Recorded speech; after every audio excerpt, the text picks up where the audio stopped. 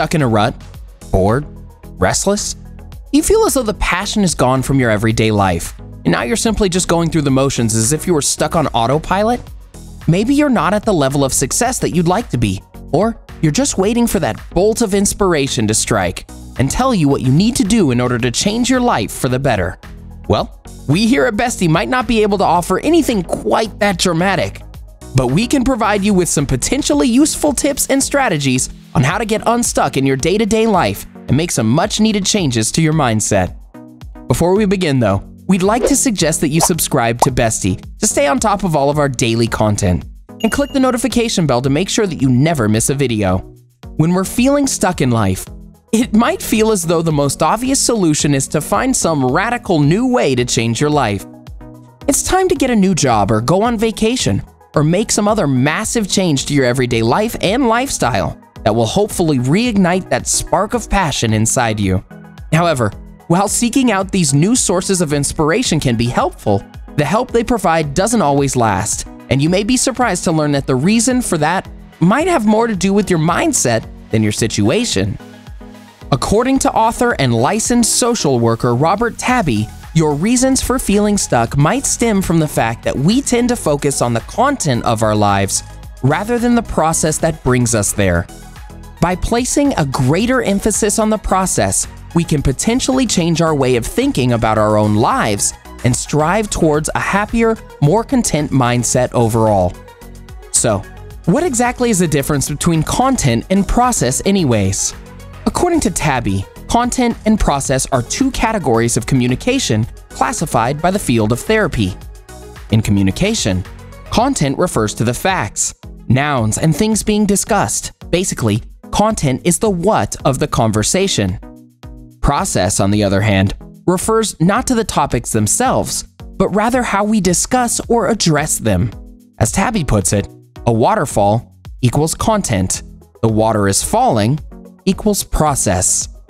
To cite another example that Taibbi uses, imagine a couple that gets into an argument about how much money they should be spending on groceries.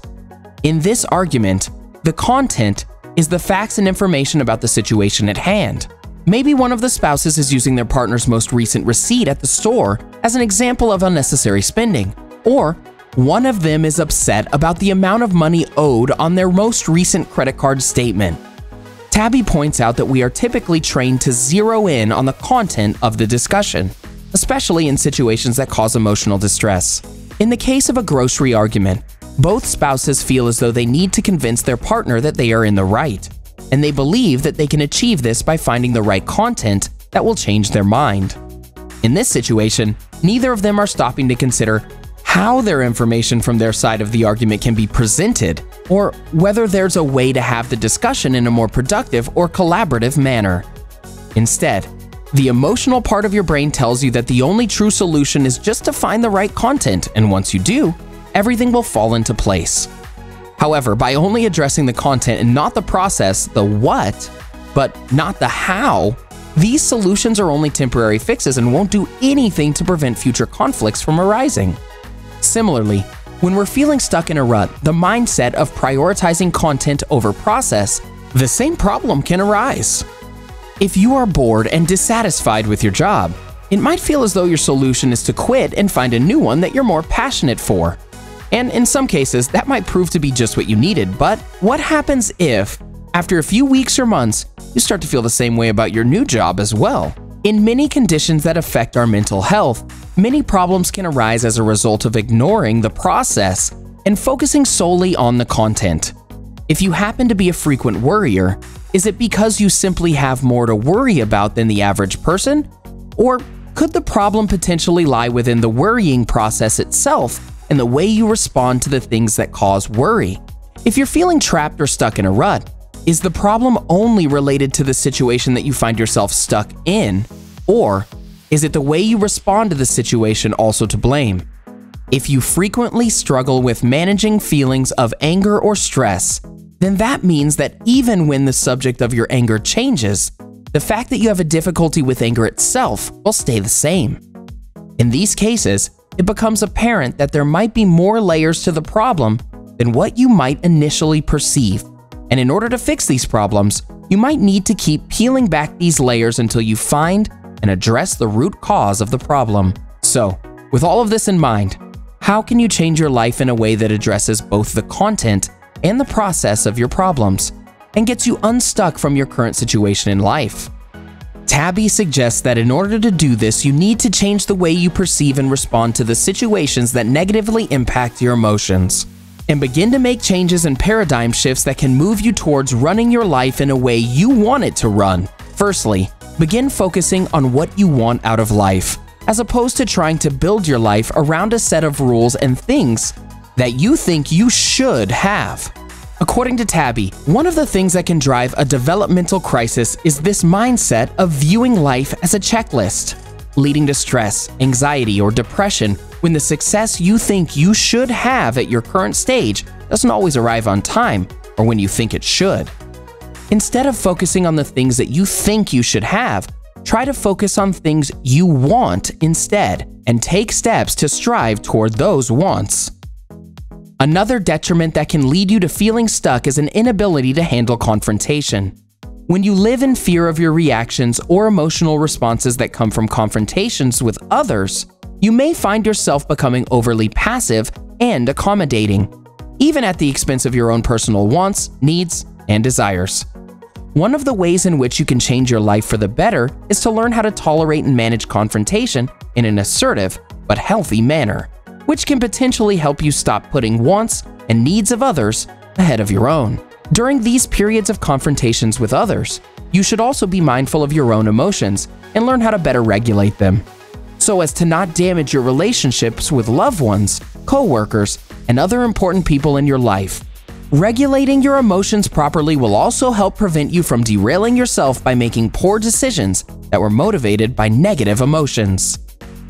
When you find yourself feeling stuck, another thing to consider is your priorities. When you're feeling stuck in a rut, it can be easy to fall back into a routine in which we live our lives on autopilot. If you want to start living happier and with more passion, you might want to take a step back and reevaluate your priorities in order to break the cycle of that routine. By resetting your priorities, you can start taking steps towards personal wants and needs that may have gone previously ignored. Then you can further your personal growth by both being aware and honest about what you want to get out of life. Finally, one key strategy you can put into effect to get out of a rut is to let go of past mistakes and seek closure for them. When something happens in your life that you regret, it can be tempting to replay that memory over and over in your mind, thinking about what could have gone differently. Try to remember that the past is the past, and dwelling on these past experiences will do nothing to change your life in the present. Instead, look for healthy ways to get closure and let go of these negative memories, and shift your focus towards the present instead. Feeling stuck or unable to progress in life is a common thing that many individuals experience. When we look for the right inspiration to solve these problems and feelings of stagnation, our efforts can sometimes end up as misguided, because we end up focusing on the content of our problems rather than how we go about the process of dealing with them. By placing a greater amount of focus and emphasis on the process, we can identify the real causes behind the reason why we feel the way we do, and potentially find ways in order to improve our situation in ways that aren't only short-term fixes. Have you ever found yourself feeling stuck in your current situation? Do you feel comfortable sharing your thoughts and experiences with others? If you do, we encourage you to keep the discussion going in the comment section below this video. If you have any personal tips, techniques, or strategies that you've found particularly useful in these situations, we'd like to hear those as well, so don't be afraid to share. Enjoyed this video? Hit the like button and share with your friends. Also, subscribe to our channel for more videos like this. Thanks for watching.